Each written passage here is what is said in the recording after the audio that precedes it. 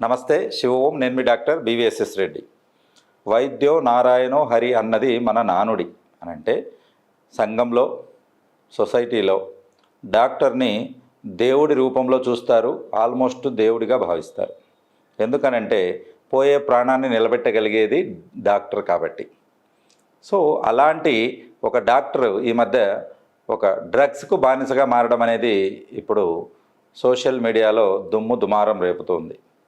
ఏంటి అని అంటే డాక్టర్ నమ్రత గారు వాళ్ళ ఫాదరు డాక్టర్ మోహన్ వంశీ, మంచి పేరు మోసిన ఆంకాలజిస్ట్. అని అంటే క్యాన్సర్కు జబ్బులకు ట్రీట్ చేసి ఆ హాస్పిటల్ ఏదైతే ఉందో ఇమేజ్ హాస్పిటల్ అనేది, ఆ బిల్డింగ్కు వాస్తు నేనే చూసి ఇచ్చాను. ఆ బిల్డింగ్ యొక్క ఓనర్ నా క్లయింట్ లాయర్ శ్రీనివాసులు గారు అన్నట్టు.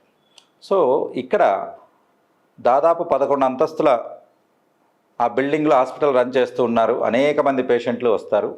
డాక్టర్ దగ్గరికి వచ్చే వాళ్ళందరూ డాక్టర్ మీద నమ్మకంతో వస్తారు. ఇందాక చెప్పాను కదా, డాక్టర్ అంటే దేవుడితో సమానం అనుకొని వాళ్ళ సమస్తం అర్పించుకుంటారు. డబ్బు కావచ్చు, వాళ్ళ శరీరం కావచ్చు, ఏవైనా కానీ, ఎందుకు నమ్మకంతో. అటువంటి డాక్టర్ మత్తులో ఉందని తెలిస్తే పేషెంట్ యొక్క పరిస్థితి ఏంటి, అసలు ఎందుకు ఇలా తయారవుతుంది? కొన్ని సినిమాల్లో చూపించినట్లు నిజంగా డాక్టర్లు అలా బయట ఉన్నారా అని అంటే అందరూ అని చెప్పలేం, కానీ కొంతమంది మాత్రం డెఫినెట్గా ఉన్నారు. దానికి సాక్ష్యం ఏంటంటే ఈ మధ్య మత్తులో ఉన్న వైద్యులు అని ఏకంగా ఈనాడులో ఒక శీర్షికనే ప్రచురించింది. దాదాపుగా ఇక్కడ 20 మంది డాక్టర్స్ని అరెస్ట్ చేసుకున్నారు. ఒక డాక్టర్ దగ్గర అయితే, ఇందాక మనం చెప్పుకున్న ఒక డాక్టర్ దగ్గర అయితే 70 లక్షల విలువైన డ్రగ్స్ పట్టుకున్నారు. అదేంటి 70 లక్షల విలువైన డ్రగ్స్ అంటే వీళ్ళు ఏ రకమైన మత్తులో వీళ్ళు ఊగిపోతున్నారు? కాబట్టి వీళ్ళందరికీ ఇవి చాలా కామన్గా అనిపిస్తున్నాయి. Culture, pub culture. కాబట్టి బయట తిరగడం, తర్వాత డ్రగ్స్కి అలవాటు పడడం అనేది. నేను ఇందాక చెప్పినటువంటి 11 ఫ్లోర్ల హాస్పిటల్కు CEO ఆవిడ. అని అంటే పెద్ద బాధ్యతలు అప్పచెప్పారు. ఇంకా మంచిగా పేషెంట్లకు సర్వీస్ ఇచ్చి చేసుకోవచ్చు. కాబట్టి వాళ్ళు ఎంజాయ్ చేయడానికి డ్రగ్స్ కాకుండా అనేక రూపాలు ఉంటాయి. ఫారిన్ టూర్స్ కానీ, ఆత్మాభిమానం పొందడానికి అనేక పద్ధతులు ఉంటాయి. కానీ ఈ డ్రగ్స్నే ఎంచుకోవడం అనేది మంచిది కాదు. పేషెంట్కి నమ్మకం పోతుందన్నట్టు. సో ఏంటి, ఎందుకు ఇలా జరుగుతుందని మనం బాగా విశదీకరిస్తే నథింగ్ బట్ డిప్రెషన్.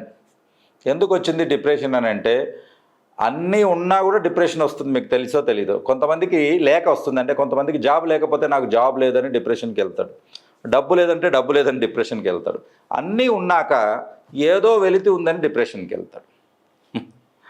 ఇది ఆ కోవ కిందకే వస్తుంది అన్నట్టు ఈ రకమైన డిప్రెషన్. సో ఏం చేయాలి? హోమియోపతి ఇలాంటి కేసులకు వండర్ఫుల్గా పనిచేస్తుంది. మా దగ్గర ఒక పేషెంట్ ఉన్నాడు, 20 years బ్యాక్. మూర్తి అనే ఒక patient, is an fabrication engineer అన్నట్టు. రోజుకు ₹1,00,000 సంపాదన, విపరీతమైన వర్క్ ఉంటుంది, పెద్ద పెద్ద కాంట్రాక్ట్ తీసుకుంటాడు. అన్నీ ఈ గోడౌన్స్ తయారు చేసేది, వేర్ హౌసెస్, తర్వాత మిల్లులు, దాల్ మిల్లులు, రైస్ మిల్లులు కట్టే కాంట్రాక్ట్ అన్నట్టు. బ్రహ్మాండమైన డబ్బు. దాదాపు 200 మంది వర్కర్స్ ఉన్నారు ఆయనకి. పర్ డే మినిమం అంటే ₹1,00,000 ఆదాయం ఉంటుంది. కాబట్టి ఆ వర్క్ స్ట్రెస్ ప్లస్ స్ట్రెయిన్, తర్వాత ఇదంతా చూసి డబ్బు రావడంతో ఆయన మందు తాగడం మొదలుపెట్టాడు. అంటే ఆల్కహాల్కి బానిస అయిపోయాడు. విచిత్రం ఏంటంటే ఆయన ఒక్కడు తాగలేదు, అందరిని తీసుకొని కూర్చొని తాగుతాడు. ఆ రకంగా సంపాదించిన దాంతో 70% దీనికే తగలబెట్టడం మొదలుపెట్టాడు. సో వాళ్ళ ఫ్యామిలీ అంతా మనల్ని కాంటాక్ట్ చేయడం జరిగింది. తర్వాత దాదాపు 6 months పట్టింది ఆయన రికవరీ అవ్వడానికి. కానీ ఇప్పుడు కంప్లీట్గా మానిపోయి మన గురించి అందరికీ చెబుతూ, ఇట్లా సార్ దగ్గరికి వెళ్ళండి, అడిక్షన్ ట్రీట్మెంట్ ఉంది, అది పేటెంటెడ్ మెడిసిన్ అన్నట్టు. కాబట్టి అలా మెడిసిన్ ఉంది, మీరు తీసుకోండి అని చెప్తూ ఉన్నాడు. అలాగే ఇలా డిప్రెషన్లో ఉన్నటువంటి ఫస్ట్ సైన్సే వాళ్లకు ఇలాంటివి అనిపించినప్పుడు ముందే వాళ్ళు వచ్చినట్లయితే హోమియోపతి ఈజ్ ద బెస్ట్. ఎందుకనంటే హోమియోపతి అనేది ఇక్కడ మైండ్ మీద ఎక్కువగా పనిచేస్తుంది. డిప్రెషన్ అనేది ఎక్కువగా మెంటల్ ప్రాబ్లమ్. నేను చెప్పాను కదా, ఏం తక్కువ ఉందండి, అన్నీ ఎక్కువే ఇక్కడ. కాబట్టి డబ్బు, హోదా, కావాల్సిన లగ్జరీ అన్నీ ఉన్నాయి. కాబట్టి అలాంటి డిప్రెషన్లకు హోమియోపతిలో వండర్ఫుల్ డ్రగ్స్ ఉన్నాయి. కాబట్టి మనం ఏం చేస్తాం, కేస్ స్టడీ తీసుకునేటప్పుడు కూడా మెంటల్ పిక్చర్స్ ఎక్కువగా తీసుకుంటారు. వాళ్ళు ఏమి ఇష్టపడతారు, ఏమి ఇష్టపడరు, ఎలా రియాక్ట్ అవుతారు. ఒక చెలిడోనియం బేబీ ఉంటుంది, చిన్న పని చేసినా వాళ్ళు ఓవర్గా వాళ్ళు కోపం వచ్చేస్తుంది వాళ్ళకు. ఒక వస్తువు ఏదన్నా మనం పిల్లల దగ్గర నుంచి లాక్కున్నాం అనుకోండి, జనరల్గా వాళ్ళు చేసేది ఉంటుంది, కానీ వీళ్ళు ఎగ్జాగరేటెడ్గా చేస్తారు. ఈ రకంగా మెంటల్ సిమ్టమ్స్ అనేది మనం కలెక్ట్ చేసుకుని దానికి కరెక్ట్గా ట్రీట్మెంట్ ఇచ్చినప్పుడు పర్ఫెక్ట్గా వీళ్ళు నార్మల్ మనుషులు అవుతారు.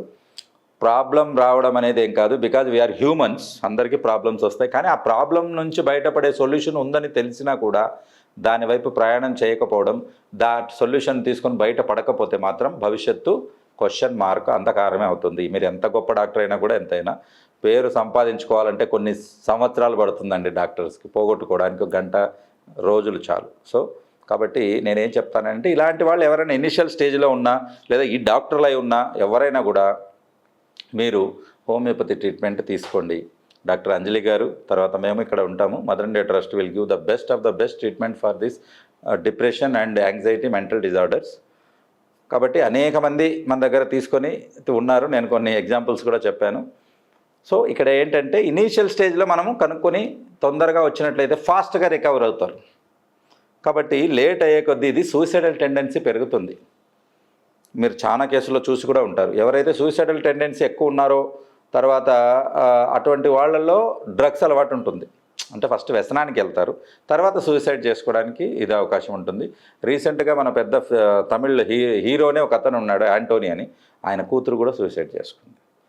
కాబట్టి ఈ రకంగా ఎప్పుడు కూడా మీరు ఒక పిల్లల మీద ఒక కన్ను వేసి ఉంచండి. వాళ్ళ అలవాట్లు చూసుకోండి. వాళ్ళ నుంచి కొన్ని మాటలు మనకు వినపడకూడదు. ఎలాంటి మాటలు అంటే, అసలు జీవితం ఎందుకు అబ్బా అనిపిస్తుంది, నాకు దేంట్లో కూడా ఆనందం లేదు, అసలు ఎవరు ఏం చేసినా నేను వెళ్ళకూడదు, ఒంటరిగా ఉంటున్నాను. చూడండి సిమ్టమ్స్ ఎలా ఉంటాయో. మనిషి సంఘజీవి, నలుగురిలో కలవాలి, నలుగురిలో కలిసి తినాలి, బాగా ఆనందించాలి. ఈ లక్షణాలు లేవని అంటే డెఫినెట్గా మీరు గుర్తించి, ఓహో ఇది ఇనీషియల్ స్టేజ్లో ఉంది.